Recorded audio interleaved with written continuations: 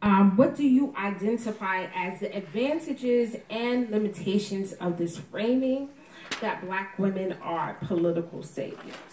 Because I don't know if we can cash that in.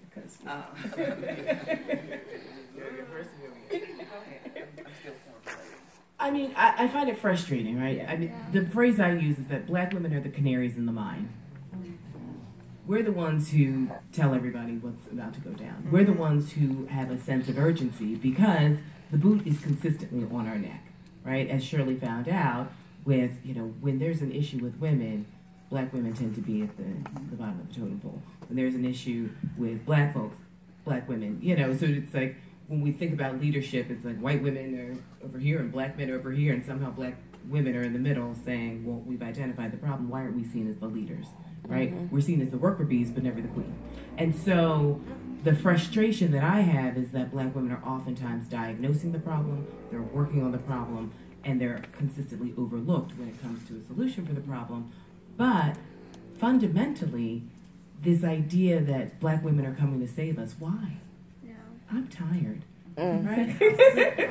People need to step up and do the work. Men need to step up and do the work. So you can't just look at me and say, oh, this is terrible. What are you going to do about it? You and all of your sisters are Black women. It's like, no, you all have to do the work. I mean, we cannot save democracy. One of your students said, Shirley did her work so that the door won't close again. The door absolutely can close again. Democracy only works because it's a living, breathing thing, and we have to work on it every single moment of the day. The door will close and lock without us. We'll be on the other side. And so if we want this project to work, it has to be a sustainable effort. And so for Black women, I think the realization that is the truth is very real, and we're consistently working on the project while everyone is living off of our efforts.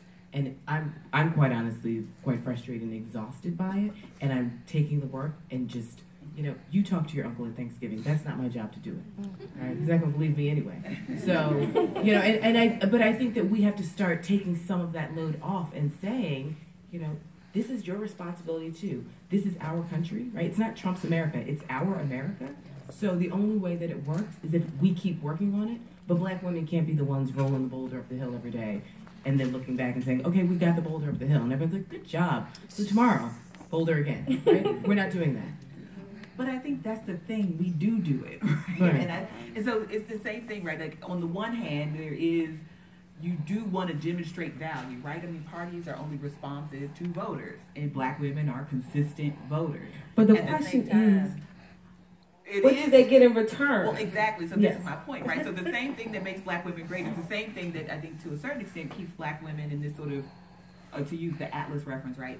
This position of always sort of being the people with our fingers in the dam, right? Trying to keep it all from falling apart. And it is exhausting, but I think we do it in so many places that we don't think about sort of we don't think about it. We know transformative change can happen and it is possible. At the same time, I don't know that Black women have the emotional space sometimes to do the leadership work, because that does require a lot, not just to run a campaign, but to sustain office holding.